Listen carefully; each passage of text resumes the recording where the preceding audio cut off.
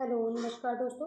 आज हम DLS-01 के पार्ट बै यानी कि भाग बै के पुस्तकालय सूचीकरण सिद्धांत की यूनिट 10 पढ़ेंगे। अब तक हमने यूनिट 9 कंप्लीट कर ली है दोस्तों, जिसमें आपको थ्योरी और उसके जो इम्पोर्टेंट क्वेश्चन हैं वो बता दिए हैं। अब हम यूनिट 10 पढ़ने जा रहे हैं, जिसमें है पुस्तकालय सूची के भौतिक अथवा बाह्य स्वरूप।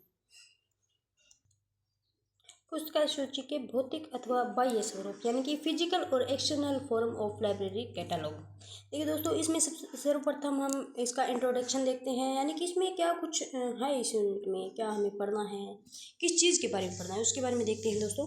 पिछली इकाई में आपने पुस्तकालय सूची यानी कि लाइब्रेरी कैटलॉग, हमने यूनिट 9 में जो लाइब्रेरी कैटलॉग है उसके बारे में पढ़ा है, उसकी जो परिभाषा है, उसके उद्देश्य है और उसके जो महत्व है उनके बारे में पढ़ा है दोस्तों। प्रविष्टियों एंट्रीज को तैयार करने के बाद उन्हें पाठकों के सामने किस भौतिक रूप या बाहरी बनावट में प्रस्तुत किया जाता है, उसे पुस्तकालय सूची का भौतिक अथवा बाह्य स्वरूप यानी कि फिजिकल फॉर्म कहा जाता है दोस्तों।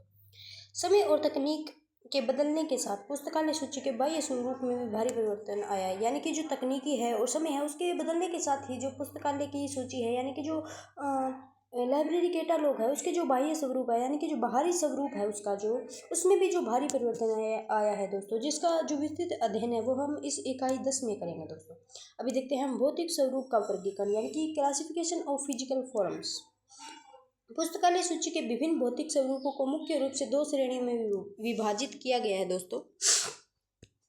पुस्तकालय सूची के जो विभिन्न भौतिक स्वरूप है दोस्तों, इनको जो मुख्य दो श्रेणियों में विभाजित किया गया है दोस्तों। देखिए, परंपरागत स्वरूप और अपरंपरागत यानी कि कॉन्वेंशनल फॉर्म और नॉन कॉन्वेंशनल। देखिए, परंपरागत स्वरूप जो पुराने समय से उपयोग किए जा रहे हैं और मुद्रित या कागजी रूप में होते हैं, यानी कि जो पुराने समय से ही उपयोग में जिनका उपयोग पुराने समय से ही किया जा रहा है दोस्तों, और जो मुद्रित है और कागज के रूप में है, यानी कि परंपरागत एक परंपरा के रूप में चल रहे हैं दोस्तों, उन्हें परंपरागत स्वरूप कहते हैं यानी कि कॉन्वेंशनल फॉर्म कहते हैं दोस्तों। अब अपरंपरागत स्वरूप के बारे में पढ़ेंगे दोस्तों हम, यानी कि नॉन कन्वेंशनल फॉर्म, जो आधुनिक युग के कंप्यूटर और इलेक्ट्रॉनिक तकनीक पर आधारित है। यानी कि दोस्तों जो आधुनिक यानी कि अब का जो युग है वो कंप्यूटर और इलेक्ट्रॉनिक पर आधारित है दोस्तों। तो ये जो स्वरूप है वो अपरंपरागत स्वरूप है दोस्तों, जो इलेक्ट्रॉनिक और कंप्यूटर पर आधारित है। अब हम परंपरागत स्वरूप को बड़े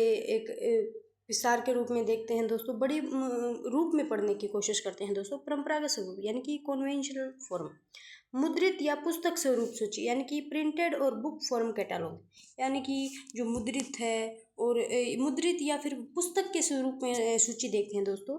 यह सूची का सबसे पुराना स्वरूप है, यानी कि यह जो स्वरूप है वो सूची का सबसे पुराना स्वरूप है दोस्तों, जिसमें सभी प्रविष्टियों को कागज पर लिखकर या टाइप करके एक पुस्तक के रूप में ब्रांड मुद्रित कर दी जाती है। यानी कि इसमें जो सभी प्रविष्टियां हैं उनको एक कागज पर लिखकर या टाइप करके दोस्तों एक पुस्तक के रूप में बाइंड यानी कि एक पुस्तक के रूप में मुद्रित यानी कि पुस्तक के रूप में बना दिया जाता है दोस्तों।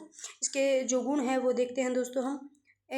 इसे कहीं भी ले जाना आसानी, यानी कि जब हम इस सूची को यानी कि परंपरागत स्वरूप में जब हम सूची को एक पुस्तक के रूप में मुद्रित कर देते हैं तो पुस्तक को कहीं भी ले जाना आसान होता है दोस्तों, और एक साथ कई पाठक इसका उपयोग कर सकते हैं, यानी कि एक साथ बहुत सारे पाठक इस सूची का उपयोग कर सकते हैं। यह अलमारी पर बहुत कम स्थान घेरती है, यानी कि ये जो पुस्तक होती है वो अलमारी पर बहुत कम स्थान घेरती है दोस्तों। इसके दोस्त भी देखते हैं दोस्तों, यह लचीली नहीं होती, यानी कि इसमें किसी भी प्रकार का परिवर्तन नहीं किया जा सकता दोस्तों।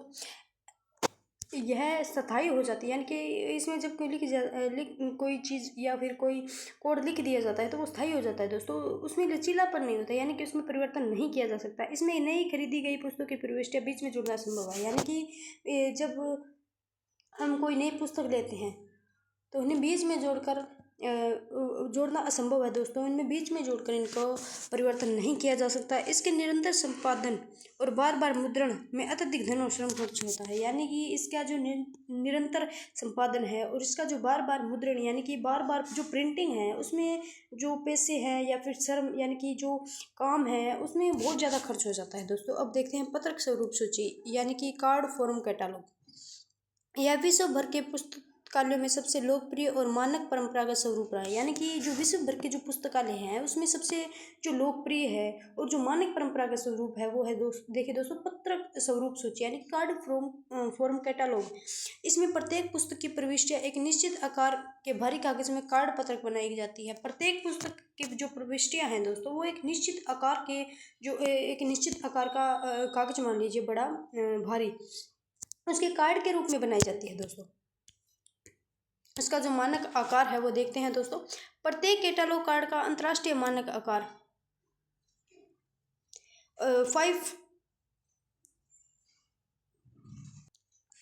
5 फुट 3 इंच या 12.5 सेंटीमीटर या 7.5 सेंटीमीटर, यानी कि 12.5 इसकी लंबाई है दोस्तों और 7.5 मीटर इसकी ऊंचाई है दोस्तों। इन कार्डों को लोहे या लकड़ी के दराजों यानी कि कैबिनेट्स में वर्णानुक्रम में रखा जाता है। यानी कि इनको जो है वो इन कार्डों को लोहे या लकड़ी के जो दरवाजे में क्रम के अनुसार रखा जाता है दोस्तों।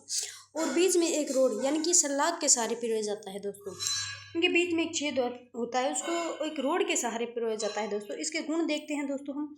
यह पूर्णतः लचीली होती है, यानी कि यह जो कार्ड है वो पूर्णतः लचीला होता है। इसमें नई पुस्तकों को जोड़ना आसान होता है दोस्तों। पुरानी किताबों के कार्ड को हटाना और नई किताबों के बीच में कहीं भी डालना बेहद आसान होता है दोस्तों। कार्डों को खराब होने पर केवल उसी कार्ड को बदला जा सकता है, पूरी सूची को नहीं बदलना पड़ता दोस्तों। यानी कि कोई कार्ड या कोई सूची अगर खराब हो जाए तो कोई कार्ड खराब हो जाता है तो उसी कार्ड को बदला जाता है दोस्तों, न कि पूरी सूची को। इसके दोस्त है वो देख लेते हैं दोस्तों। यह सूची बहुत अधिक भौतिक स्थान घेरती है, यानी कि यह जो सूची है वो बहुत ज़्यादा स्पेस घेर लेती है दोस्तों। यह दराज का उपयोग एक समय में केवल एक ही पाठक कर सकता है, यानी कि जो एक दराज है उसका जो उपयोग है दोस्तों वो एक ही पाठक केवल एक ही समय पर एक ही पाठक कर सकता है दोस्तों। अब पुलिंदा या पत्र स्वरूप सूची, सिर्फ और लॉज लीफ फॉर्म कैटालॉग, यह पुस्तक और पत्रक स्वरूप का मिला जुला रूप है दोस्तों। इसमें जो प्रविष्टियाँ हैं कागज़ की पर्चियाँ या पत्रियाँ हैं, पत्रियों पर लिखी जाती है। यानी कि जो ये प्रविष्टियाँ हैं दोस्तों वो कागज़ की पर्चियों या पत्रियों पर लिखी जाती है और उन्हें एक स्प्रिंग वाले बाइंडिंग होल्डर या पुलिंदे में कसकर बांध दिया जाता है दोस्तों। इन्हें एक स्प्रिंग या बाइंडिंग होल्डर के द्वारा एक पुलिंदे में कसकर बांध दिया जाता है दोस्तों। इसके गुण देखते हैं। मुद्रित सूची की तुलना में इसमें नई पर्चियाँ जोड़ना थोड़ा आसान रहता है, यानी कि जो मुद्रित सूची है उसकी तुलना में इसमें नई पर्चियाँ जोड़ना आसान होता है दोस्तों। और यह पत्रक के रूप में यह एक पत्रक के रूप में स्थान घेरती है। यह पत्रक स्वरूप से कम स्थान घेरती है दोस्तों। इसके दोस्त देखते हैं। बार बार खोलने और नई पर्चियाँ जोड़ने में कागज़ के फटने का डर रहता है, यानी कि बार बार खोलने और इसमें जो नई पर्चियाँ जोड़ने पर इसमें कागज़ के फटने का जो डर रहता है दोस्तों, इसका रख रखाव कठिन होता है। अब देखते हैं दोस्तों अपरंपरागत स्वरूप, यानी कि नॉन कन्वेंशनल फॉर्म, OPAC,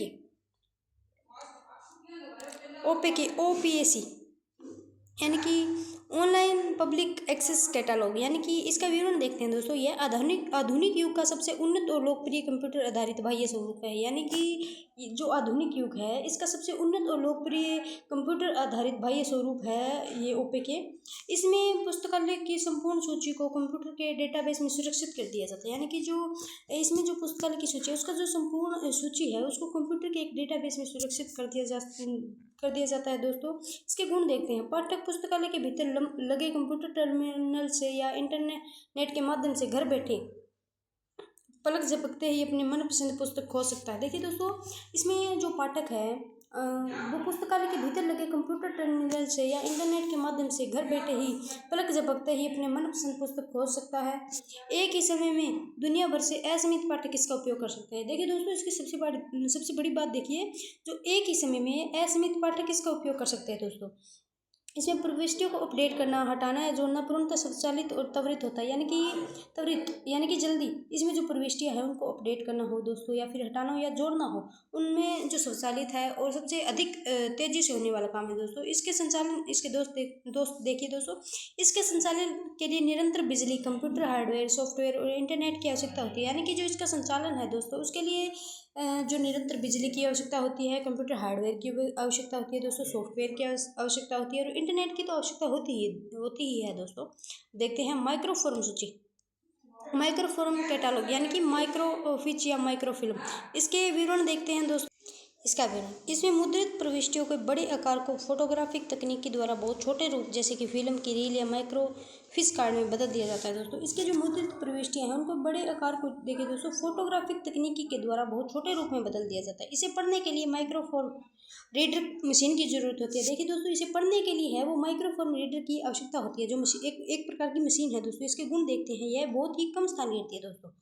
इसकी विशेषता देखिए दोस्तों कि यह बहुत ही कम स्थान घेरती है, हजारों प्रविष्टियों एक छोटी सी फिल्म में आ जाती है दोस्तों। इसके दोस्त देखते हैं, इसे नंगी आंखों से नहीं पढ़ा जा सकता, यानी कि इसे सीधे आंखों से नहीं देख सकते दोस्तों, और इसके उपयोग के लिए मशीन पर निर्भर रहना पड़ता है दोस्तों।